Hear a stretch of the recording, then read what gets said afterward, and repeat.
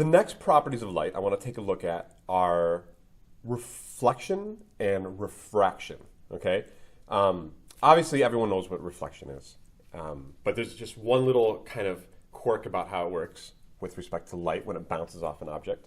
But refraction is a little bit new, so we're going to be focusing more on that, right? So it's important to know that any time you have light hitting a surface, okay, so any kind of surface has a normal line, right? That just means a line that's perpendicular to that surface, okay? And anytime you have light that bounces off that surface at a certain degree, theta, okay, well, I'm going to put theta 1 because it's the first angle, then two things happen. Some of this light is going to reflect off the surface, okay? That's reflection, obviously, right? And the reflected angle is always the exact same as the initial angle. Always, okay? Whatever angle you bounce off a surface, it's the same angle with respect to the normal. These angles are always taken with respect to the normal line, okay? Not this angle, but that angle. Then the reflected angle will always be the same as the original angle, okay? Now, that's not surprising. But some amount of this original beam also gets refracted. That means it's transmitted into the new material, right? But it's bent a little bit. And so you're going to have some new angle that we'll call theta 2. All right? And there's a whole lot of physics that's around guessing what this refracted angle is going to be. Okay? This is the property of how light is focused in our eyeballs, right? This is the property that determines whether our contacts work and how our prescription lenses work. This is the property that determines our microscopes and our telescopes. Okay? So it's very, very important to be able to know if I go from one material, like let's say air, right, to some other material, like let's say some kind of glass, right, how is it exactly that light is going to bend, right? And it turns out that there's a very simple relationship between these angles. And that relationship is called Snell's Law. And it goes like this. The index of refraction of the first material, so N1, and I'll explain what index of refraction means in a second, times the sine of the initial angle, this one right here, is going to equal to the index of refraction of the second material times sine of the second angle, right? So if we want to find that second angle, then pretty much all we're doing is theta 2 is equal to, sine inverse of n1 sine theta 1 divided by n2, right? We're just solving for theta 2 in this equation, okay? But normally I let this play out because you're not always going to be solving for theta 2. Sometimes you're going to know theta 2 and you want to solve for the index of refraction or something like that. So just kind of stick with this formula and solve for whatever it is that you're looking for up in here, okay?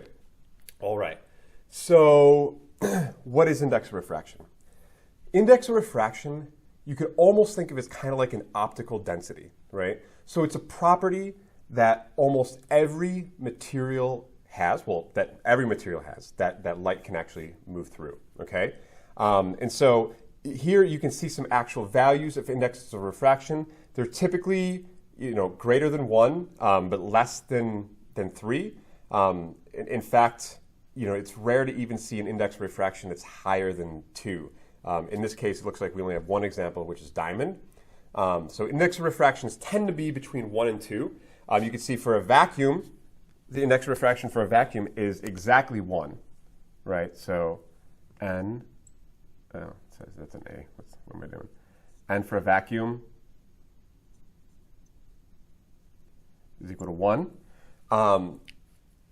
And air, since it's hardly different it's optically hardly any at all different than a vacuum. It's slightly more than 1. So we can also say that the N for air, we can always approximate it as also being 1, right? That makes life easy. So for this problem, for example, we know that N is just equal to 1, okay? Water is another one that will come up a lot. That's an index refraction of 1.33. And also, typical crown glass comes up a lot, which is just 1.52, or often in problems just rounded to 1.5. Okay? So let's see this in action. Okay? And if we look at this problem, it says the eye uses the principle of refraction. Light is refracted at the cornea and then focused on the retina on the back of the eye. That signal is then converted in the brain to form an image. If the cornea has an index refraction of 1.336 and incident light from the air hits it at an angle of 33 degrees, then what angle will the light be moving inside the cornea? Okay? So in this case, we can just simplify it with a picture that looks like this. Let's say this is the cornea, okay? And this is our normal line, okay? And I know that this light is coming in at an angle here of, the problem says, 33 degrees? 33 degrees. Yeah. Right? And that means that the light is going to bend this way, right? It's not going to just go straight through. It's going to actually bend. And we want to find out what this angle, this theta 2, is going to be. One interesting thing to note, okay, if the index of refraction of the material that you're entering is greater than the original index of refraction, so we say this is the incident and the refracted index of refraction. So if the refracted index is greater than the incident index of refraction, okay, then the angle is actually going to bend towards the normal line, okay? This beam is going to bend towards the normal line. However, if it's the opposite, if this index of refraction is less than this index of refraction, it'll bend away. And you don't need to know that because it'll always come out in the equation, but it helps you just in terms of drawing what you expect to happen to know that. So when I drew this picture, I was able to know that because the cornea has a higher index of refraction than air outside the eye, I know that that's actually going to bend towards the normal line. Okay? So what else do we know here? We know that this is air on the outside, right? This is the normal world, so N1 is just going to equal to 1, right? And N2 is the index of refraction of the cornea, which it says here is 1.336, not that different than water because the cornea, frankly, is a lot of water, okay? And so we want to know what this theta 2 is going to be. What's this angle of refraction inside the eye? Well, let's do it. We have N1 sine theta 1 equals N2 sine theta 2. We know that N1 is 1. We know that sine of theta 1, or sine of theta 1 is 33, so that's going to be just sine of 33 degrees, right? We know that N2 is 1.336, and we're trying to find theta 2.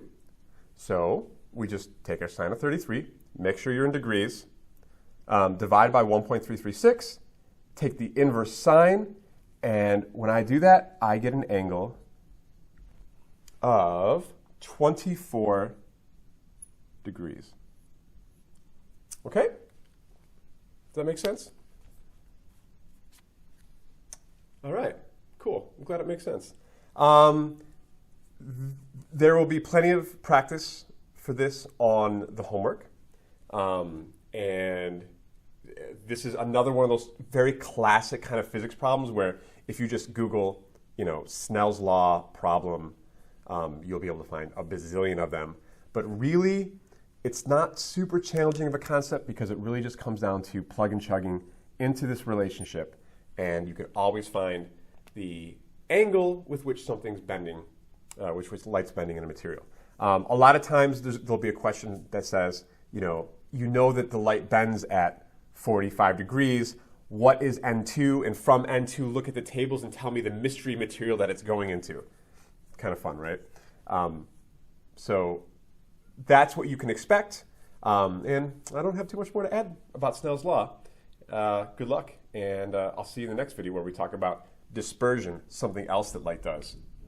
And any of you who are fans of Pink Floyd will know exactly what I'm talking about.